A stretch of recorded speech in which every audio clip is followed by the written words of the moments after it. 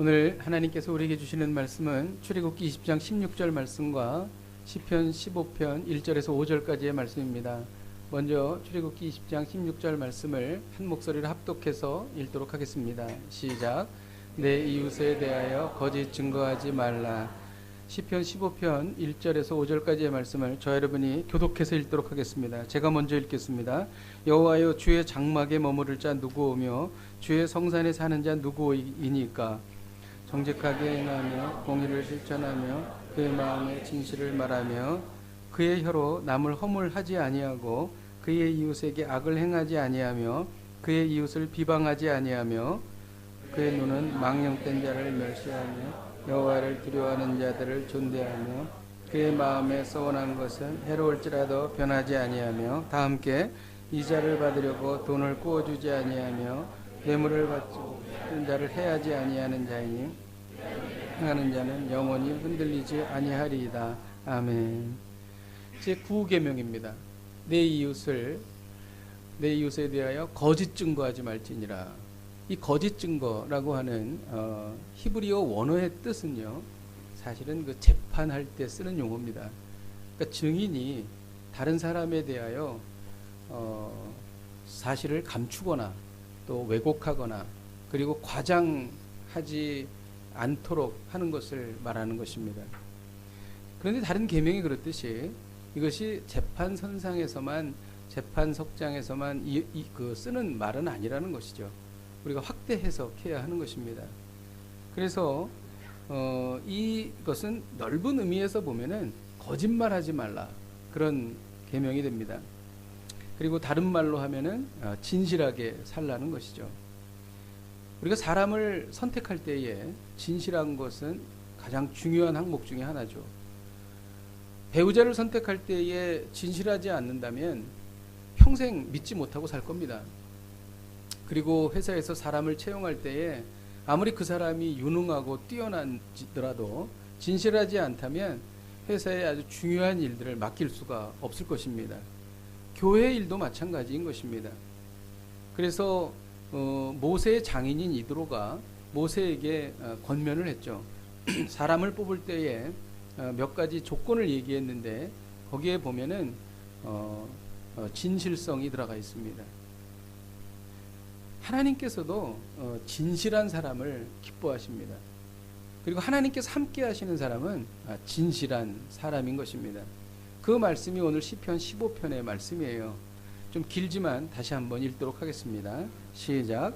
여호와여, 주의 장막에 머무를 자 누구오며 주의 성산에 사는 자 누구오니까?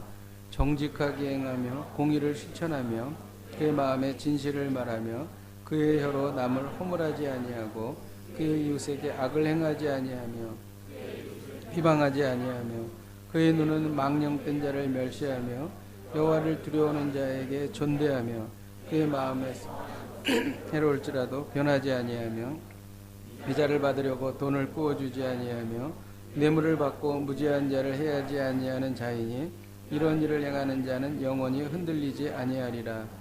주의 장막에 머무를 자, 그러니까 주님의 임재 가운데 거하는 사람들, 그리고 주의 성산에 오를 자, 주님과 늘 함께하는 사람들, 이 사람들은 누구인가에 대한 항목을 쭉 나열했는데 이것이 총 11개인데요. 11개 중에 7개가 다 진실과 관련된 내용입니다. 정직하게 행하며, 진실이죠. 그의 마음에 진실을 말하며, 진실입니다. 그의 혀로 남을 허물하지 아니하고와 그의 이웃을 비방하지 아니하고는 거짓 증거하지 않는 진실한 혀를 말하는 것이죠. 서운한 것은 해로울지라도 변하지 아니하며 뇌물을 주고 무지한 자를 해하지 않는 자 역시 진실한 사람을 말하고 있는 것입니다. 하나님께서는 진실한 사람과 함께 하십니다. 그 이유는 뭐냐면 하나님께서 진실하시기 때문이죠. 시편 33편 4절을 같이 한번 읽도록 하겠습니다. 시작. 여호와의 말씀은 정직하며 그의 행사는 다 진실하시도다. 하나님의 모든 것이 다 진실하십니다. 그런데 마귀는 어떨까요? 우리 요한복음 8장 44절을 같이 한번 읽겠습니다. 시작. 너희는 너희 아비 마귀에게서 났으니 너희 아비의 욕심대로 너희를 행하고자 하느니라. 그는 처음부터 살인한 자여 진리가 그 속에 없으므로 진리에 서지 못하고 거짓을 말할 때마다 제 것으로 말하나니 이는 그가 거짓말장이요 거짓과 아비가 되었음이라. 마귀는 거짓말장이요 거짓의 아비입니다. 이런 겁니다. 우리가 진실하면 하나님이 우리와 함께 하십니다. 그런데 우리가 거짓말을 하게 되면 악한 영과 우리가 동행하게 되는 것이죠. 여러분, 하나님께서는 진실하지 않는 사람들에 대해서 분노하십니다. 경노하십니다. 그 이유를 우리는 여러 곳에 찾을 수 있지만 구약에 나타난 아합의 이야기를 통해서 알 수 있습니다. 아합은 왕이었죠. 그런데 그가 욕심이 생겼습니다. 나봇이라고 하는 사람의 포도원을 갖고 싶은 겁니다. 그런데 나봇은 그것이 조상으로부터 물려받은 기업이기 때문에 그것을 줄 수 없다고 말했어요. 근데 이 아합이 병이 들었습니다. 그것을 갖고 싶어서. 근데 악녀이자 그의 아내인 이세벨이 왜 그러냐고 물어보고 내용을 듣고 나서 작전을 짭니다. 불량배를 불러다가 나봇을 부릅니다. 그리고 하지도 않은 악행에 대해서 했다고 말하고 결국 나봇을 죽여버립니다. 그러니까 하지도 않은 것을 거짓말로 증거한 것이죠. 그리고 그 포도원을 빼앗아 버립니다. 아합은 성경에 나타난 악명이 높은 왕이죠. 그가 악한 일을 한 게 한두 가지겠습니까? 그런데 하나님께서는 특별히 바로 이 이야기, 나봇의 포도원을 거짓 증거하고 뺏어버린 다음에 이 아합과 이세벨이 당할 심판에 대해서 바로 말씀하십니다. 집에 가서 한번 찾아보세요. 왕상 열왕기상 21장에 이 이야기가 기록되어 있는데 바로 이 일 뒤에 뭐라고 말씀하시냐면 개가 너의 피를 핥으리라 이렇게 말합니다. 그리고 이세벨은 결국 그 예언대로 2층에서 던져져 가지고 개에게 먹혀서 죽게 되는 것이죠. 이것을 볼 때에 거짓 증거에서 다른 사람에게 피해를 입히는 것을 하나님께서 얼마나 싫어하시는가, 그것을 우리가 여기서 알 수 있다는 것입니다. 우리는 오늘 이 시간을 통하여 거짓말에 대해서 우리가 좀 깊이 있게 봐야 합니다. 그냥 뭐 남을 속이는 것, 이 정도가 아니라 사실 거짓말은 우리의 삶 속에서 아주 편만하게 그리고 아주 자주 우리가 인식하지 못하는 상태에서 행해진다는 것입니다. 의도적으로 하는 거짓말이 있습니다. 성경에 나타나 있는 대표적인 사람이 사도 바울을 힘들게 했던 변사 더둘로입니다. 더둘로가 사람들 앞에서 바울에 대해서 이렇게 말하는 거예요. 바울은 연병이다. 연병은 장티푸스잖아요. 이렇게 퍼져나가는 질병, 연병이다. 그리고 천하를 소욕해 하는 자다. 그리고 나사렛 괴수의 이단의 괴수다. 이렇게 말했어요. 그러니까 사실 이 더둘로가 바울이 하지 않은 것에 대해서 거짓 증거함으로 인해서 바울은 큰 어려움을 당했죠. 바로 이런 것이 의도적으로 거짓말하는 것입니다. 한국 사회에 요즘에 가짜 뉴스가 너무 많이 퍼지고 있습니다. 이 가짜 뉴스는 사람들로 하여금 잘못 생각하게 하고 결국 나라를 힘들게 할 수 있는 아주 암적인 그러한 악한 행위다. 그렇게 볼 수가 있죠. 이 가짜 뉴스를 만드는 사람은 의도적으로 거짓 증거하는 것입니다.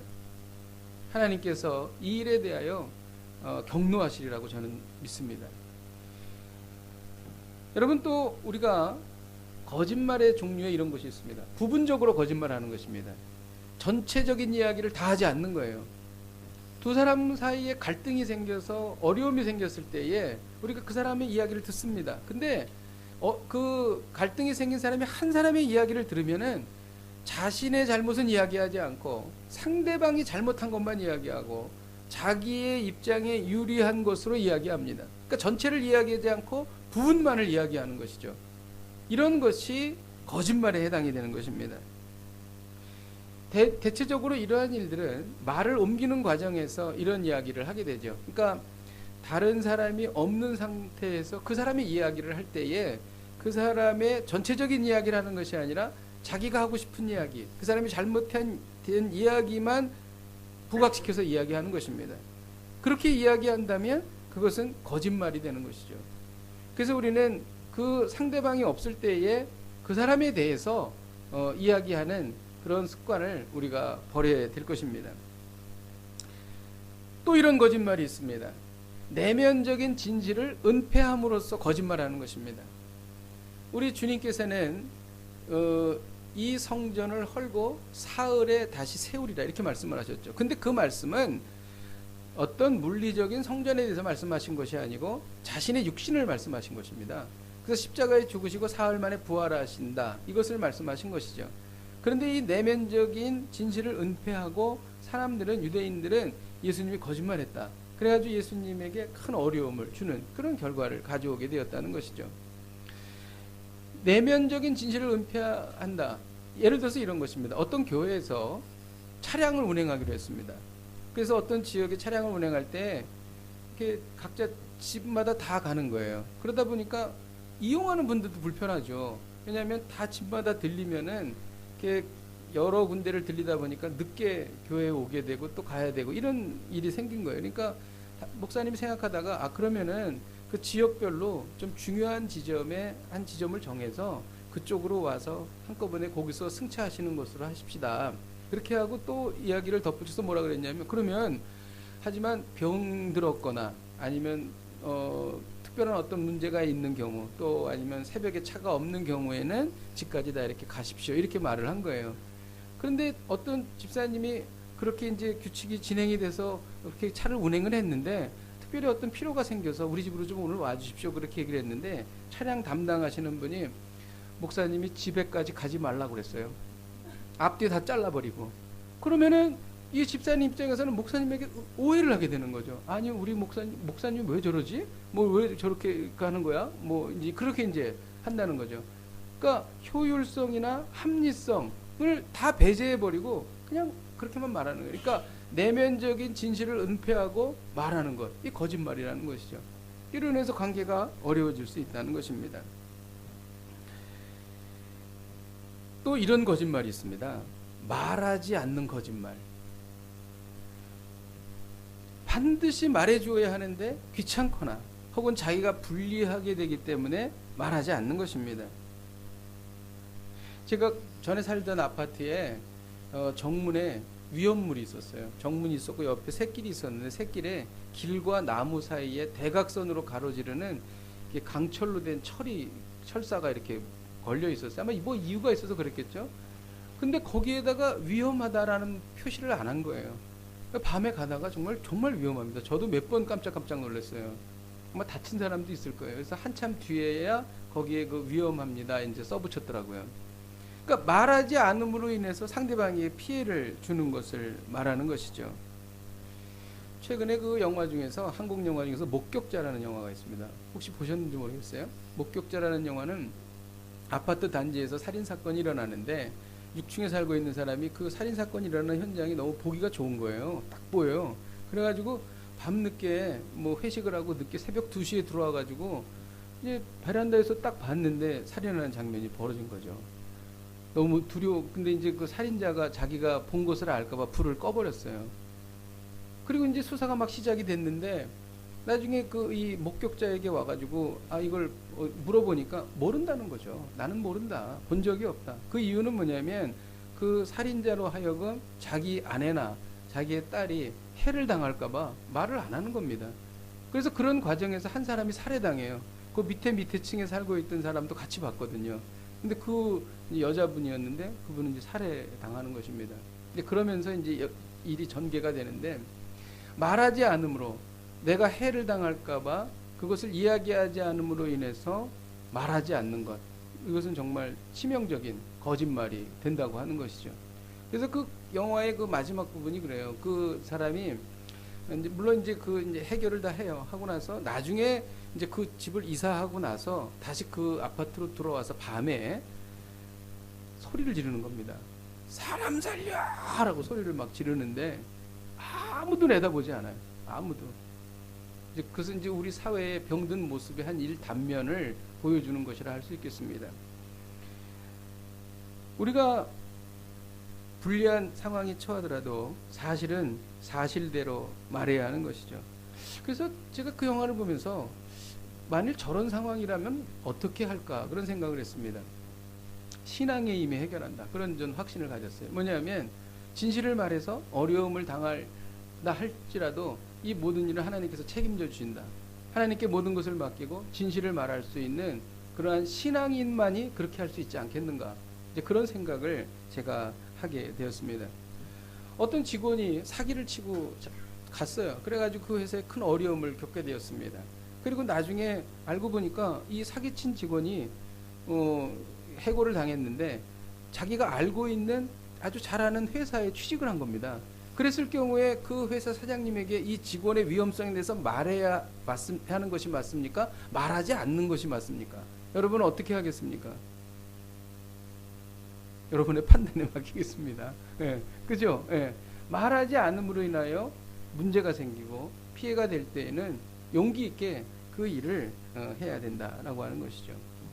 거짓말의 종류는 정말 다양해요. 몇 가지만 제가 여러분에게 말씀드리는 건데, 이런 거짓말이 있습니다. 처음과 끝이 달라지는 거짓말이죠. 아나니아와 삽비라가 그렇게 그 케이스인데, 자기가 재산을 팔아서 교회에 헌금을 하기로 했는데 팔고 나니까 너무 금액이 큰 거예요. 그러니까 일부를 숨긴 것이죠. 처음과 나중이 달라진 것입니다. 이런 거짓말을 말하는 것이죠. 우리가 이 중국 땅에서 비즈니스 할 때에 처음과 끝이 달라지는 경우가 얼마나 많습니까? 심지어는 계약서를 써도 계약서가 아무 의미가 없는 경우도 있죠. 계약은 처음에 한 약속인데 그게 나중에 아무 의미가 없어진다는 것이죠.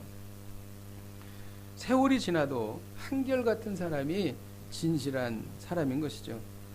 나중에 변한다면 먼저 한 말에 대한 거짓 증거가 된다는 것입니다. 그래서 우리는 말을 바꾸지 말아야 하는 것이죠. 물론 우리가 정말 그렇게 하고 싶지 않지만 어쩔 수 없이 그렇게 되는 경우 있죠. 하나님 그거 아시죠? 하지만 내가 처음에 한 약속을 지키려고 애를 쓰고 노력을 하고 기도하고 하나님 앞에 나아가는 그 모습을 하나님께서 기뻐 받으실 줄로 믿습니다. 출애굽기 20장 16절을 우리 다시 한번 읽도록 하겠습니다. 시작. 내 이웃에 대하여 거짓 증거하지 말라. 오늘의 메시지가 무엇입니까? 하나님과 사람 앞에서 진실하라. 그런 얘기입니다. 하나님과 사람 앞에서 진실하라. 여러분, 어떤 의사 선생님은 몸이 아파서 가면은 혀를 한번 해보세요. 그래요. 그럼 혀가 쭉 내밀어 보면 혀를 보고 무슨 병이구나. 그거를 이제 알잖아요. 마찬가지입니다. 영적으로 건전한가, 건강한 신앙인을 갖고 있는가, 그것은 그 사람이 하는 말을 통해서 알 수 있습니다. 그래서 거짓말을 하지 말아야 하는 것이죠. 야고보서 1장 26절에 보면 누구든지 스스로 경건하다 생각하여 자기 혀를 재갈 물리지 아니하고 자기 마음을 속이면 이 사람의 경건을 헛것이라. 그러니까 혀를 재갈 물리지 아니하고 혀와 자기 마음을 속이면 이게 같이 나오잖아요. 그러니까 내 마음을 속이는 것은 대부분 혀를 통해서, 말을 통해서 이루어진다라고 하는 것입니다. 그래서 우리는 사실 우발적인 거짓말을 많이 합니다. 약속을 했을 때 가기 싫어. 그러면 몸이 아파요. 혹은 다른 핑계를 댑니다.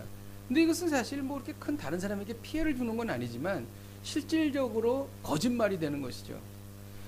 거룩해지면 질수록, 하나님 앞에 나가면 나갈수록 이러한 사소한 거짓말도 부담이 됩니다. 내가 왜 이렇게 거짓말하고 살아야 하나? 여러분, 거짓말을 할 상황이 된다면 그 자리를 피하시기를 주님의 이름으로 축복드립니다. 그 자리에 안 나가는 게 좋습니다. 아니면 거짓말 상황이 되면 뭐 여러 가지 어떤 상황, 그런 이유를 대서 거기를 빠져나오는 것이 좋습니다.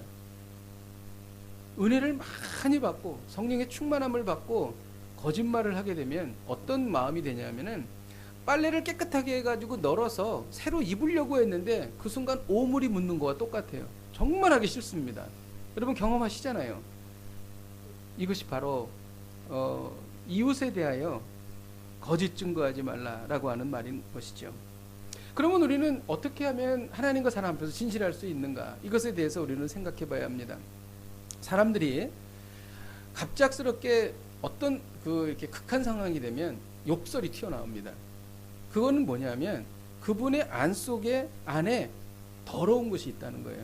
평상시에는 그냥 예의나 이런 교양이나 이런 것으로 포장이 되어 있는데 어떤 극한 상황이 되면 그게 튀어나오는 거죠.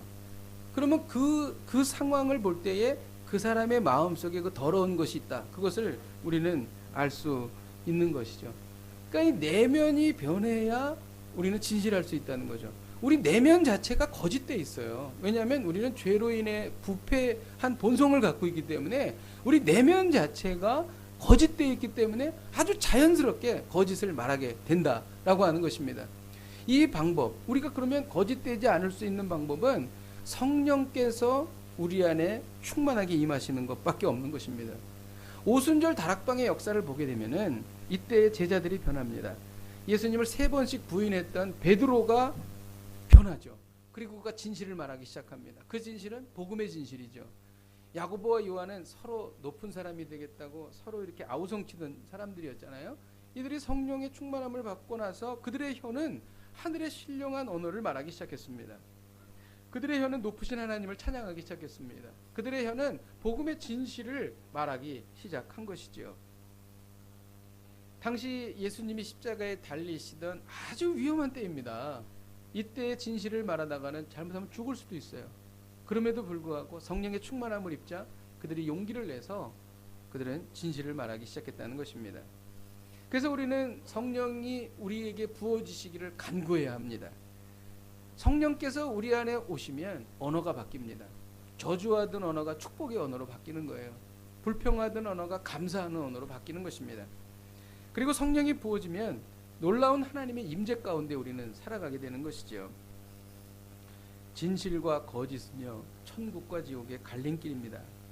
하나님께서는 절대로 거짓된 자와 함께하지 않으십니다. 우리가 진실하기 위해서 사실 비용이 필요합니다. 그것은 뭐냐면 대가예요. 어떤 때는 정말 비용을 지불해야 될 때도 있습니다. 그리고 또 하나는 용기가 필요합니다. 내가 이 상황에서 진실할 수 있을까? 내가 손해를 본다 할지라도 진실할 수 있을까? 용기가 필요한 것이죠. 우리는 거짓말하지 말라는 것에 대한 이야기를 지금까지 나누었습니다. 사실 이 이야기는 우리가 늘 신앙생활하면서 들었던 이야기이죠. 저는 그런데 말씀을 준비하면서 하나님께서 이 부분에 대해서 저에게 주신 깨달음이 있습니다. 출애굽기 26장 16절에 보면 내 이웃에 대하여 거짓 증거하지 말라고 기록합니다. 저는 이 문장을 보면서 거짓 증거와 이웃이 아주 긴밀한 관계가 있다는 것을 알게 되었습니다. 이웃, 여러분, 우리가 거짓 증거하지 않을 수 있는 열쇠가 이웃에게 달려 있다는 것입니다. 여러분, 왜 여기에 이웃이라고 기록했을까요? 한국 사회는 그 어떤 나라보다도 치열한 경쟁 사회입니다. 여러분, 메달 올림픽에서 메달 많이 따잖아요. 다른 나라에 비해서 훨씬 많이 땁니다. 우리가 인구 대비로 따지면 놀랍니다. 우리가.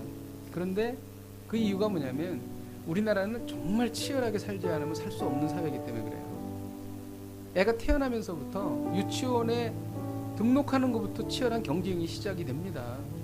대학을 들어가는 것도 치열한 경쟁이고 취직하는 것도 얼마나 치열한 경쟁입니까? 심지어 좋은 지역 아파트 청약까지도 엄청난 치열한 경쟁이죠.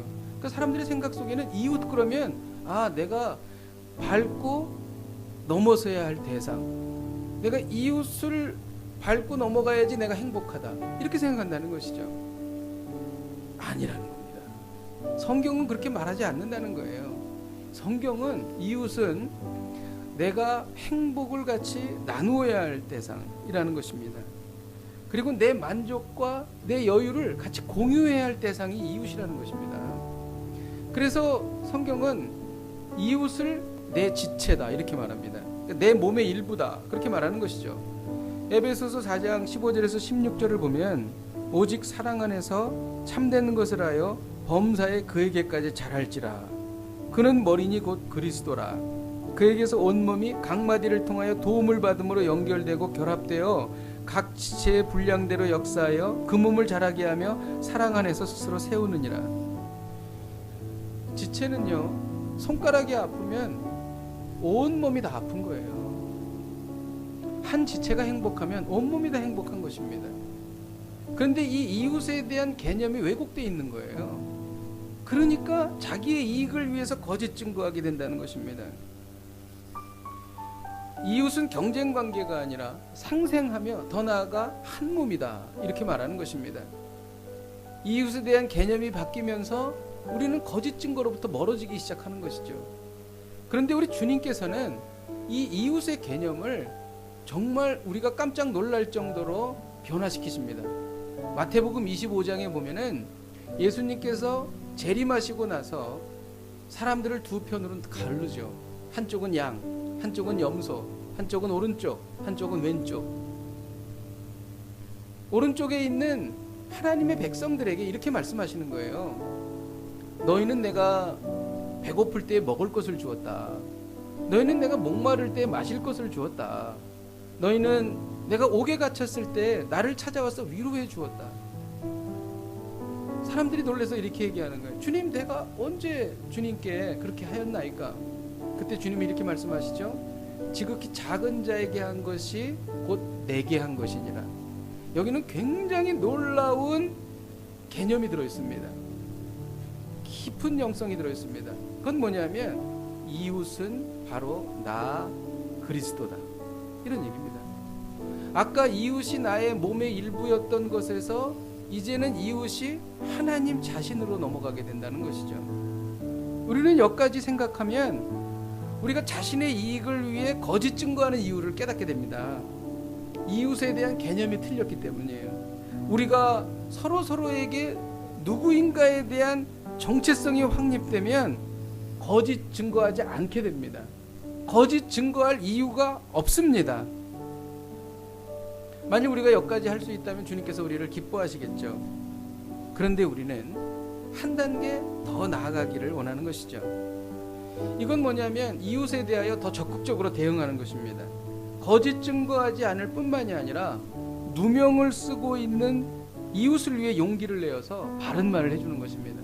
내가 불이익을 당하더라도 억울한 이웃을 향하여 용기 있는 행동을 하는 것이죠. 만일 우리가 이렇게 한다면 한국 사회가 변할 것입니다. 한국 사회가 기독교에 대해서 박수 쳐줄 것입니다. 우리가 과거에 얻었던 오명들을 벗기 시작할 것입니다. 물론 여기까지 오는 것도 우리가 숨에 벅차고 힘겨워할 것입니다. 그런데요, 우리 주님께서는 더 한 단계를 높이십니다. 그것은 마태복음 5장 43절에서 44절인데 또 내 이웃을 사랑하고 내 원수를 미워하라 하였다는 것을 너희가 들었으나 나는 너희에게 이르노니 너희 원수를 사랑하며 너희를 박해하는 자를 위하여 기도하라. 원수를 사랑하라는 건데 원수가 이웃이 되게 하라는 거예요. 이 단계가 되면 우리 주님은 우리를 향하여 감동하실 것입니다. 우리는 그렇게 얘기해요. 하나님, 우리가 어떻게 그렇게 해요? 우리는 그렇게 못해요. 어떻게 원수를 사랑해요? 여러분, 주님의 십자가를 생각해 보십시오. 주님은 정말 쓸데없고 가치없고 아무 의미 없는 우리 자신들을 위해서 십자가에 죽으신 것입니다. 그리고 우리를 영원한 생명의 길로 우리를 인도해 주셨어요. 그리고 그 일은 늘 우리의 삶 속에서 반복이 됩니다. 우리는 십자가에서 죽고 또 부활하고, 십자가에서 죽고 부활하고, 여러분, 이런 끊임없는 반복이 이루어지지 않습니까? 그 이유가 무엇인 줄 아세요? 예수님께서 십자가에서 죽으셨기 때문입니다. 만일 우리가 이 복음에 대해서 정말 절절히 느끼고, 정말 이 복음에 대해서 우리가 정말 깊이 있게 이것에 대해서 이해하고 감사하는 마음이 있다면 우리는 원수를 사랑할 수 있게 된다는 것이죠. 제가 더 정확하게 얘기할까요? 원수를 사랑해서 사랑하는 것이 아니에요. 원수를 못 사랑해요, 우리는. 그런데 주님을 사랑하고 주님의 그 사랑이 너무 크기 때문에 주님이 그 사람을 사랑하니까 사랑하는 거예요. 이게 정확한 겁니다, 여러분. 이것이 바로 이웃의 개념이에요. 그러니까 이런 겁니다. 이웃에게 거짓 증거하지 않는 것을 넘어서, 이웃이 나의 지체가 되는 것을 넘어서, 이웃이 어려움을 당할 때 내가 불리한 일을 당할지라도 용기 있게 그 사람의 대변자가 되는 것을 넘어서 원수까지도 품고 사랑하는 것입니다. 이거예요. 이렇게 되면 거짓 증거할 이유가 없습니다. 거짓 증거라는 것과 전혀 상관없는 인생을 우리는 살게 된다는 것이죠. 이것이 핵심이고 이것이 원리인 것입니다. 바로 이 말씀이 내 이웃에 대하여 거짓 증거하지 말라에 숨어있는 하나님의 깊은 마음인 것입니다. 오늘 하나님은 우리에게 말씀하십니다. 하나님과 사람 앞에서 진실하라. 하나님과 사람 앞에서 진실하라. 이를 위하여 성령의 충만함을 받으십시오. 여러분, 그것이 대가가 들더라도 비용을 지불하십시오. 그리고 용기를 내십시오. 그 뒤는 하나님이 책임져 주십니다. 우리 함께 찬양하고 기도하십시다.